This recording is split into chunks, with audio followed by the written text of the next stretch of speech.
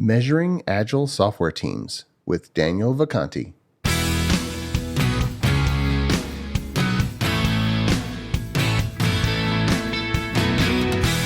The Azure DevOps podcast is a show for developers and DevOps professionals shipping software using Microsoft technologies. Each show brings you hard-hitting interviews with industry experts, innovating better methods, and sharing success stories. Listen on to learn how to increase quality, ship quickly, and operate well.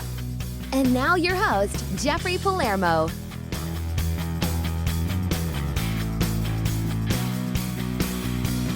Welcome to the show. I'm Jeffrey Palermo, your host for helping you and your teams move fast, deliver quality, and running your software with confidence in Azure, all while using everything the .NET ecosystem has to offer. The podcast is sponsored by ClearMeasure, a software architecture company that empowers .NET teams to be self-sufficient, able to deliver world-class results. By the way, they are hiring architects as well as .NET engineers who'd like a path to become an architect. So you can go to clearmeasure.com/careers for that. And a special invitation, very, very soon, we will be on episode 200 of the Azure DevOps podcast. And so if you have enjoyed the podcast and would like to say something on episode 200, then just do a quick recording. You can send me an email, or you can write into the show, or you can tag me on Twitter. All those links, just look into the show notes. Or you can even call and leave a voicemail at 512-298-2377, and we'll be compiling those kind words and featuring it on show number 200. So look forward to that if you've enjoyed the show and you'd like to kind of be featured on the next one. Our guest today, however, is Daniel Vacanti, and he actually was with us back on show number 103. 2 years ago. So he's back, and he's a 20-year software industry veteran who got his start as a Java developer and architect, and he's spent most of the last 17 years now focused on Lean and Agile practices. In 2007, he helped develop the Kanban Method for knowledge work. He even managed the world's first project implementation of Kanban that year, and ever since has been conducting Kanban training, coaching, consulting, etc. And as the founder and CEO of ActionableAgile, Daniel provides industry-leading predictive analytics tools and services for any Lean Agile process. Daniel, welcome back to the show. How are you, sir? It's great to be back, Jeffrey. Thanks again for having me and for the invitation. It has been too long, and we were talking before the show. It's been a while. It was even longer than I thought. So just really glad to be back here. Time flies. Time flies for sure. The summers are like 2 days now. Or I remember when I was a kid, summer lasted forever. Yeah. It's all perspective. Yeah. But a lot has happened since we spoke last. And by the way, we'll include the link to episode 103 in the show notes. But of course, you can go back in the show archives, listeners, and check that out. You've written, just refresh. You've written several books. You've done tons of consulting and projects on Agile. But for people who haven't seen the introduction in show 103. You're helping teams all over the place, or you're helping people manage high-performing software teams. Just a quick summary, how did you get into that? It's not something that people just come straight out of college. Oh, I think I'm going to consult helping people run software teams. What's interesting about that is it's a bit of soapbox of mine that they don't teach you any of the right stuff in college, in school in general, but especially university as a professional. So coming out of college, I was a developer. I think just like your start, as a developer, and kind of graduated into architecture, as well. But it's one of those things. I think it happens to a lot of developers. If you're halfway good at it, sooner or later you get put on some type of management track. And I was on a team where the manager of the team essentially got fired, and there was nobody else to run the team, and so it was me.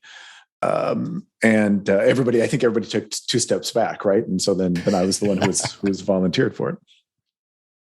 And, as a manager, my frustration, I saw this frustration when I started out as a developer, but as a manager, it kind of, quadrupled is, constantly being on these projects where plans and timelines were dictated to you, right? Where you didn't really get any input, but people would constantly, come up to you and tell you, okay, here's this project and you have to have it done by such and such a date, and then as a manager, you were expected to whip your team into shape if they weren't performing, the way that the plan said, even though you had no input in the plan. Yeah.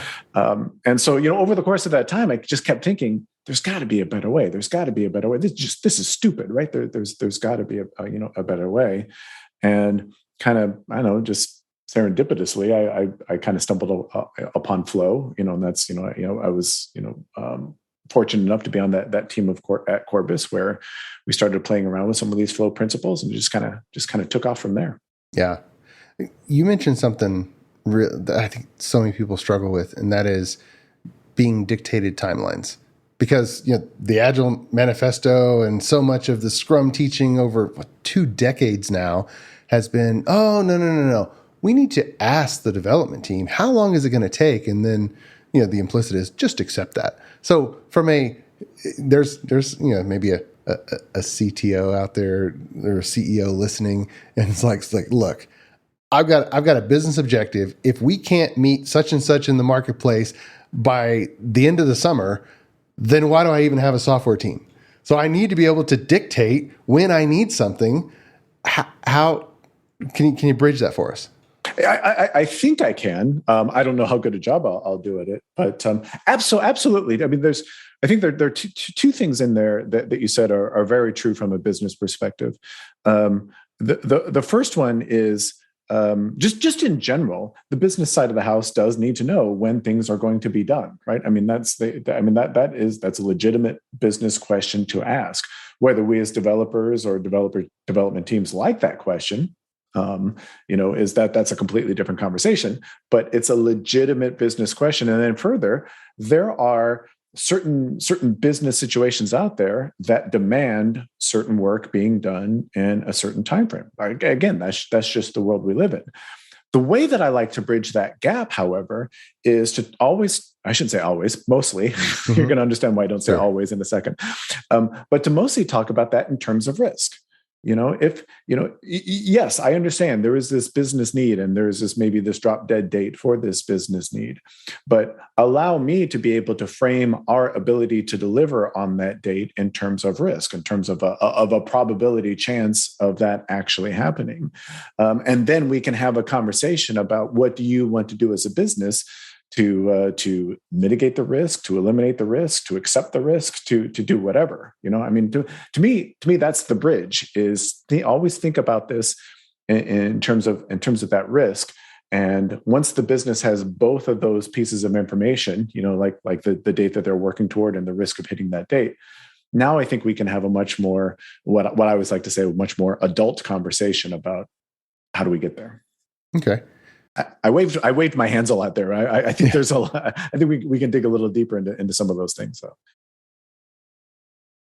what would you say to developers who, and I've heard a lot of them who lament about kind of being told when they need to have things done. The developer that says, "No, you need to ask me how long it's going to take me, and then I will tell you." What mindset would you advise them to have on that? The problem with that approach, as I see it, is that, and this is a hard thing for me to accept for myself, but this is kind of human nature. Is that asking people themselves when will it be done, and having them rely on, say, their intuition or an educated guess or just a gut feel or whatever. The problem is, we as humans, as you've probably done several interviews about this. We as humans suffer from all kinds of biases, and we, at the best of times, we do not act rationally. And so we are going to give over-optimistic, estimates. If somebody were ask us when we're going to be done, we're going to give over-optimistic, estimates. We're going to bias toward, things that we want to happen versus, how we, acknowledging the real risks, that are out there. which is one of the biggest reasons why I like, my preference is more of a data informed, approach. So you can take a look at, okay, rather than us, how do I feel it's going to be? You ask me how long it's going to take. Well, let's see what the data tells us, and maybe make informed decisions that way. Okay, that's intriguing. How would one get that data? That almost sounds like the Scrum practices of planning poker and involving the team with how much do you think and putting those answers together versus, okay, someone has this source of data and they're just kind of come up with an answer in a different way. What does that mean? Yeah. So it is very much the opposite, not to make it take too strong of a stance, but it's very much the opposite of the planning poker, estimating techniques that a lot of people associate with agile practices. Rightly or wrongly, they associate them with agile practices. The idea is that if I take a far enough step back, Scrum teams exist, developers exist, whatever. They exist to deliver value for a customer somewhere. Somewhere there's a customer that's waiting for them to deliver value, right? That's the whole reason that those things exist. And in order to deliver that value, somebody first has to have an idea of, hey, what do I think is valuable? Now that might come from the customer, that might come from a product owner, might come from a product manager, whatever. But somebody somewhere has an idea of, hey, I think this is going to be valuable for our customers. Right. Well, that piece of hypothetical value, we'll call it that, doesn't just magically and immediately become valuable, right? There's work that needs to be done to turn something that's intangible, this intangible idea, into something that's concrete and tangible for our customers. There's work that has to be done. That's what's known essentially as process or workflow, and so the data comes from measuring that workflow. If you are doing Scrum, you have used Scrum as a framework to put in place a process to turn ideas, intangible ideas, into concrete value for our customers. Hopefully, concrete values for our customers. And so, what we need to do is we need to first kind of map out that process, whatever that is. Like I said, whether you know it or not, that process exists, right? So, what we need to do is we need to map out that process, and by mapping out that process, we now can measure things like, okay, from when something starts to when something finishes, to when it's actually in the hands of the customer, or when it meets our definition of done, whatever that is. We can measure how long that takes. We can measure how many things we're getting to our customer per unit of time. We can measure how many things we're working on at a given time. There are basic, what I call basic metrics of flow that we can measure that will give us tremendous insight in terms of how our process is performing, but ultimately will help us to answer what you were just asking about. Well, how long is it going to take us to get done? How many things can we get done in the next release, et cetera, et cetera, et cetera. And I do want you to plug whatever products maybe there weren't. We always like to recommend products because I think from what I'm hearing you say, the common tracking tools don't give reports out of the box that kind of give you those answers, right? For the most part, no. What's interesting is all of those tools that you're talking about, whether it's Jira, whether it's Azure DevOps, whatever, all those tools actually have the data. But what's interesting, you said kind of out of the box, or they give us the reports that we need based on that data. And that's where most of them do fall down. They might include, I think, and this is not just the same shameless plug for your show, but I think Azure DevOps actually does a little bit better job than Jira, but both of them, I think still suffer from the same problem, is that while behind the scenes they're collecting that flow data, they're not necessarily presenting that flow data to the user, in a consumable way. And I might even go so far as to say in a correctly consumable way. Okay. Well, so many business leaders talk about concepts like a scorecard or dashboard with relevant metrics. Okay, in software, if we're putting that together, in your view, what is the correct way, the consumable way? What are those numbers that give the right visibility? Yeah, and I guess I should I should. That's a great question, because I really should. You kind of called me out here. I should backtrack a little bit and say the metrics that I talk about there, and there are going to be 4 basic metrics that I talk about. I consider them the bare minimum. Like if you are in a flow context, these are the bare minimum that you need to track. Now, in your particular business context, above and beyond when we talk about flow, there are almost certainly going to be other metrics that you're going to need to track. Right. If we talk about scorecards and things like that. So I don't necessarily, when I say the things that I'm going to say, I don't want to necessarily say don't do any of those other things. That's not what I'm saying. But what I am saying is, if at a minimum you're not doing these things, you're probably in trouble. Like, a good analogy I like to say is, a pilot flying an airplane. There are basic things that every pilot wants to know. Airspeed, altitude, heading, right? Yeah. They're basic things that a pilot needs to know. And I would say the same thing is true of Agile teams. They're very, very basic things that teams want to know. But there's certainly more than what I talk about.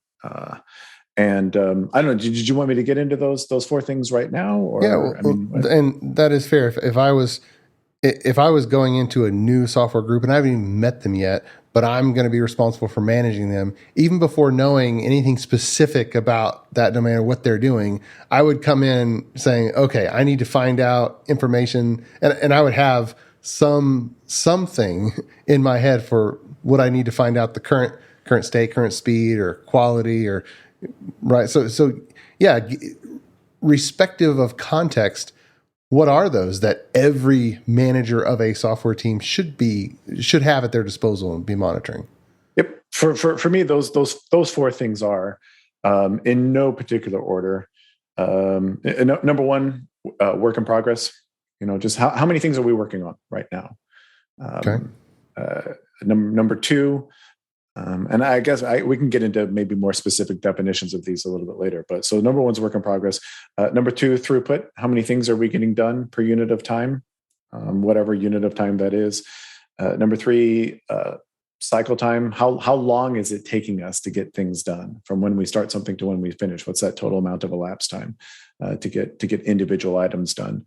And then lastly, and I would say for me, most importantly, is what is the age of items that we're working on right now? The things that we have in progress, how old are they, and why are they the age that they are? So, is that age from the time you started, or is the age from somebody having the idea that we should do it at some point? Well, and that's the very first thing. Before we can even measure these things, that's the first conversation we have to have is, what does it mean for us to have considered something to have started?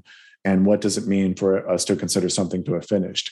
Is started, like you said, is started when somebody just has the idea, or is started from when we maybe pull it into the sprint, or is started from when we actually start working on it. Then maybe we pulled it into the sprint, but when we actually started working on it in the sprint, right? There's a lot of gray area there. And so we just need to decide, what is that point where we consider work to have started? Yeah. Because it seems normal with almost every team that I've been involved with, where there will be the end of a milestone, the end of a project or whatnot, and there will be a whole bunch of cards in the tracking system that we just decided not to do because we found a way for them not to be relevant to achieving the goal. Yep. And that's okay. As far as I'm concerned, that's okay. Yeah. Oh, it was okay. Yeah. So having the idea that we should do it, shouldn't really be work in progress. As far as I'm concerned, no, right? Because this is one of the fundamental problems with software development in particular, but I think any knowledge work, is that ideas are easy, right? And our ability to come up with ideas is always going to outstrip our ability to execute on them. Always. That's why backlogs grow over time, because everybody always says, hey, wouldn't it be great if? Wouldn't it be great if? And we just chuck a whole bunch of stuff into the backlog, and the backlog swells. And then, like you said, if we're really being agile, what we're really doing is, trying to optimize for what is that minimum set of stuff that we need to do to represent value. Okay. So I would agree. Just because somebody has an idea somewhere and we throw it in the backlog, should we really start the clock then? That seems dubious to me. But there might be good information from tracking that. Sorry, but go ahead. Yeah. I did notice also that in those 4, none of them jumped out as any kind of quality number. Yeah, and this is any metric can be gained, and I would say, if from the 4 metrics perspective anyway, if you are suffering from quality problems, those quality problems will be reflected in terms of both how long it takes us to get stuff done, as well as how many things we can get done. And probably, depending on how you're measuring this, probably more in that throughput number. Quality will show up more in that throughput number than in the cycle time number.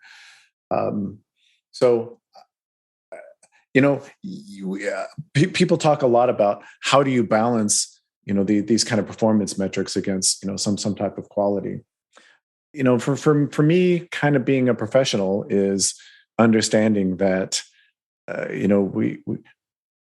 we put a premium on quality. That it's not something that we think about after the fact, and it's not necessarily something that is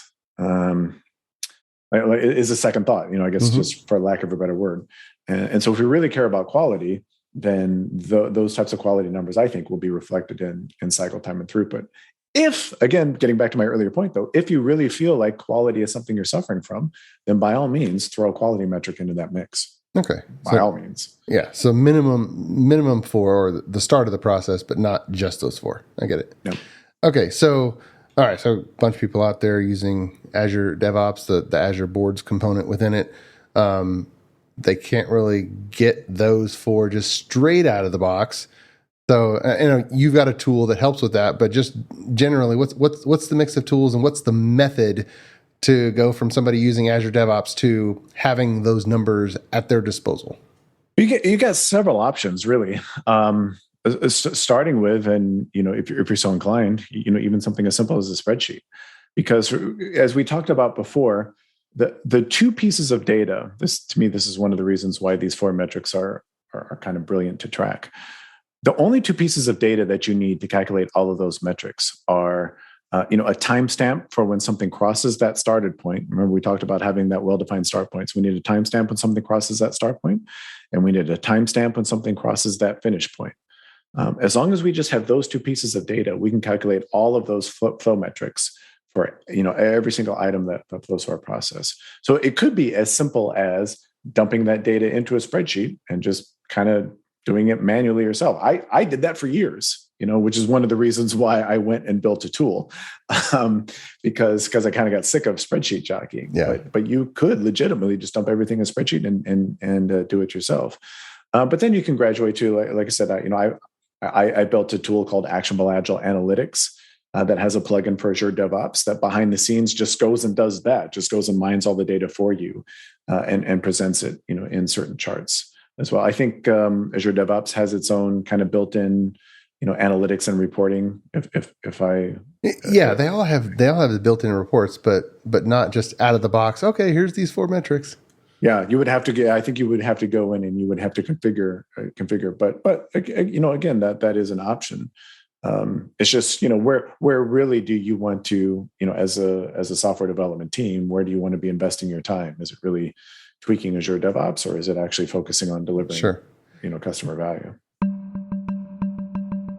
Many thanks to our podcast sponsor, ClearMeasure. ClearMeasure is a software architecture company that empowers clients' development teams to be self-sufficient, moving fast, delivering quality, and running their systems with confidence. Whether starting a new project or developing new technologies or techniques, ClearMeasure sets up your team to deliver world-class results. Learn more at www.clearmeasure.com. ClearMeasure, empowering software delivery.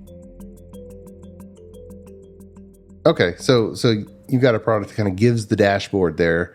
For a lot of teams, they'll have a Kanban style board with, could be 9 different columns from, we're doing business analysis, now we're doing technical design, now we're doing test design, now we're coding, now we're doing internal testing, customer testing, getting ready for production. So a bunch of statuses that a lot of people are using that Kanban flow of moving a card kind of horizontal across columns.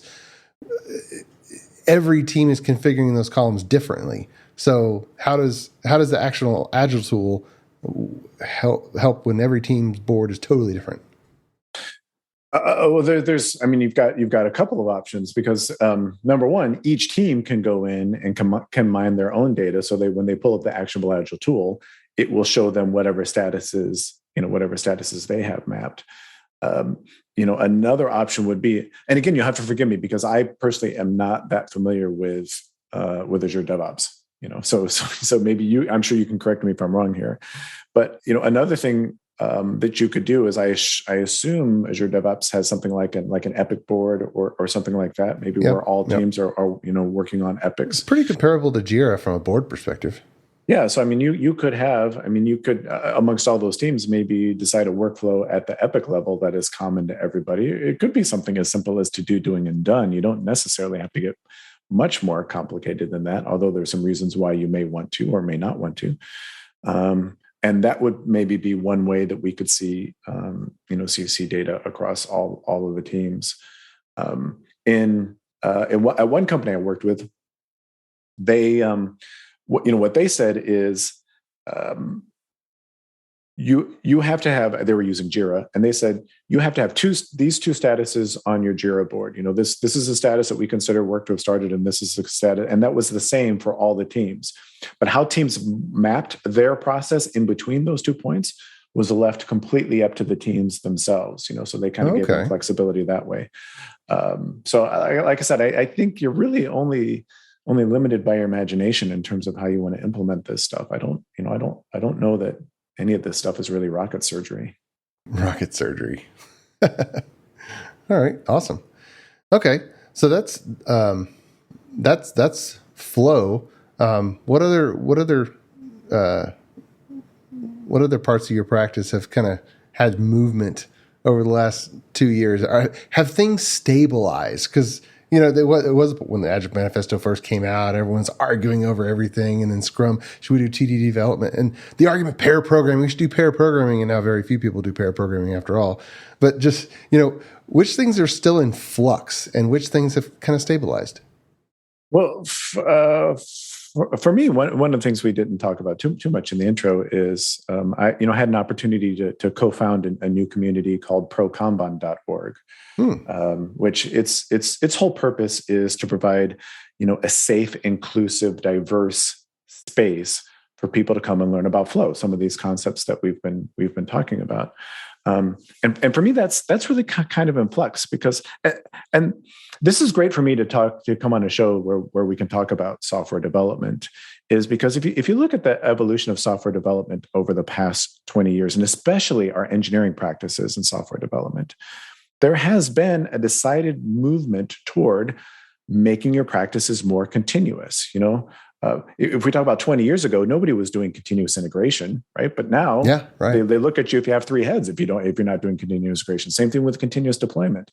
I would argue the whole rise of the DevOps movement was to make deployments a lot more continuous. So I mean, our engineering practices, we've known for a long time in software development that continuous is good. It is a good thing. For whatever reason, we haven't known in software engineering, or we haven't embraced it, that if your engineering practices are continuous, your process should be continuous as well. And your process should reflect that, that continuous. For whatever reason, we still want to make our process very, very batchy. With stop, start. Yeah, with all due respect to Scrum and with all due respect to SAFe, there's still very, very, very batch heavy processes. And so that's really kind of one of the things that's, in addition to the safe space for learning about flow, it's trying to get people to understand is your engineering practices have evolved. Well, your process needs to evolve right along with it. And a lot of the dissonance that you're seeing in your ability to deliver is because your process can't cope with, how good you're getting at your engineering practices. My 2 cents anyway. Sure. And I've heard it said that, that if you keep on making your Scrum implementation smaller, that it ends up being Kanban. And someone, I've heard it quipped by multiple people. Yeah, and eventually you get to weekly sprints, and then you get to daily sprints, and then it's like, what's the point anymore? Yeah, I mean, that is certainly a kind of That's a rough generalization, but I think it's a legitimate question to ask. Is because the Scrum Guide specifically says, hey, we want to be able to deliver value in 1 month or less. But as we know, most Scrum teams, have their sprint lengths much, much shorter than that because they understand the value of fast feedback.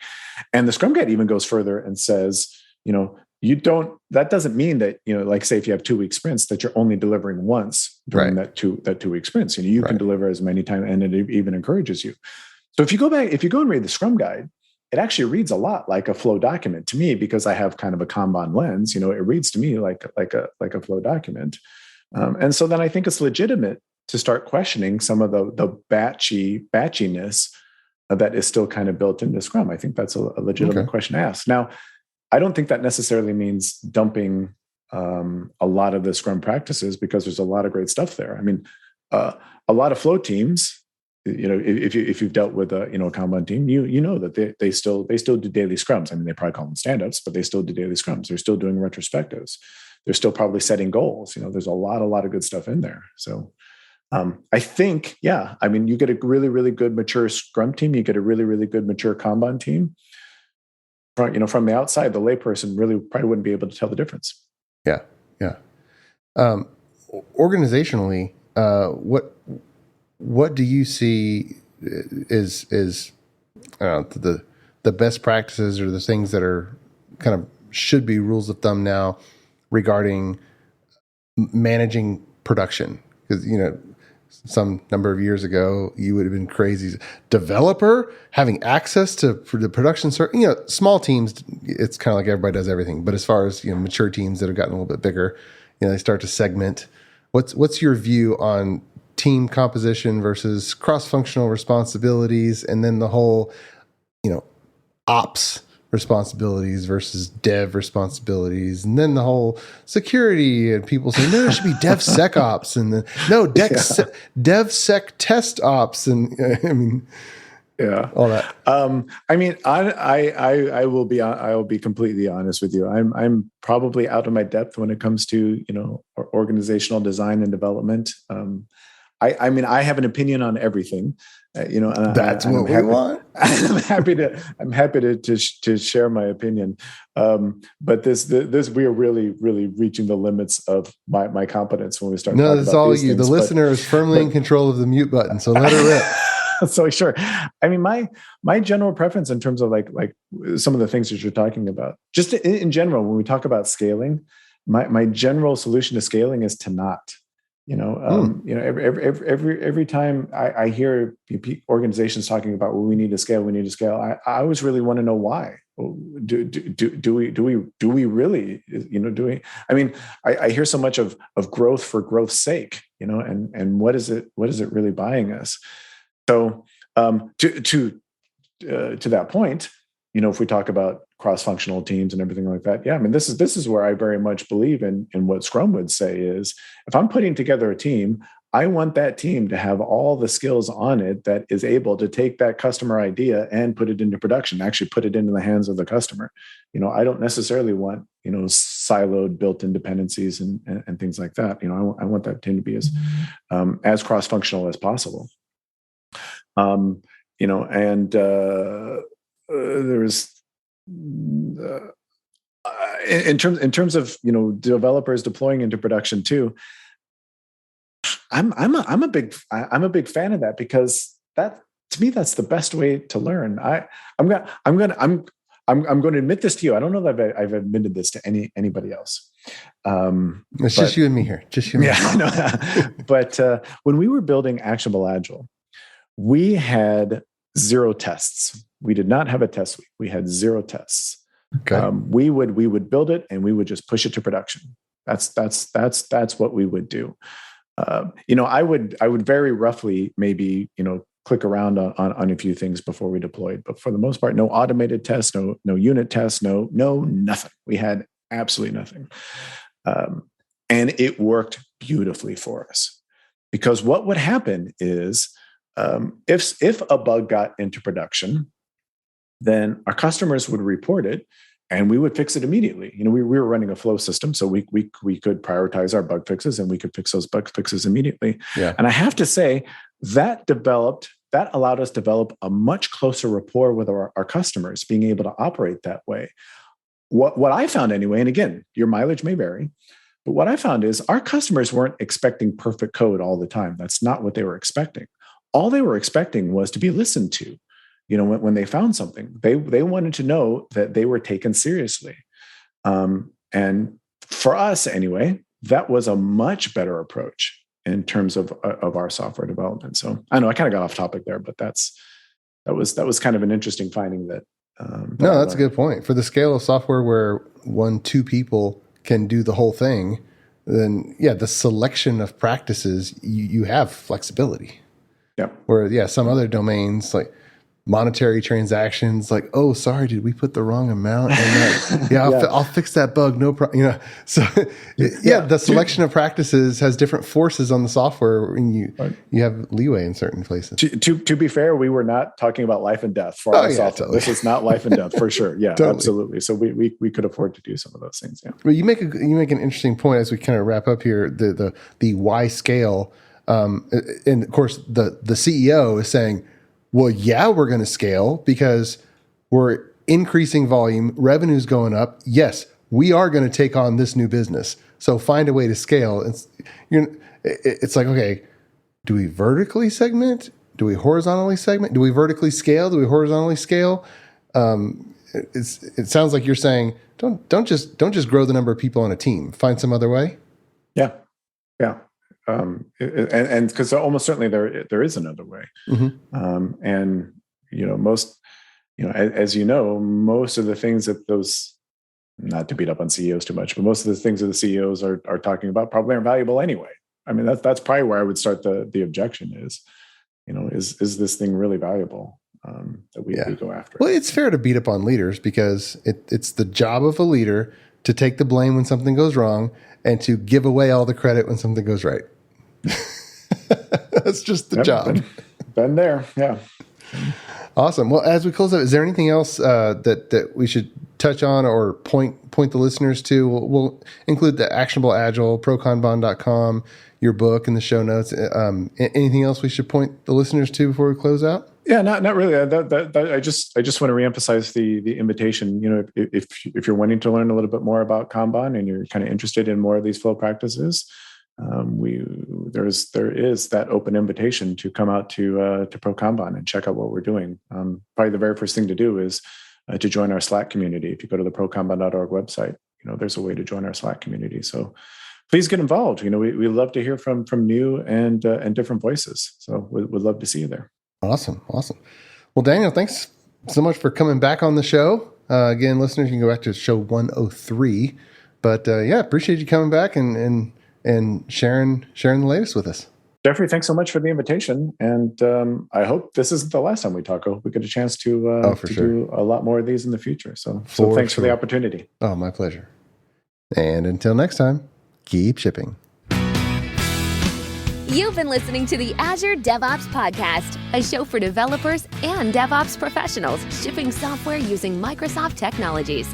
Go to www.azuredevops.show for show notes and other episodes. On behalf of your host, Jeffrey Palermo, and our sponsors, thanks for listening, and may God bless you.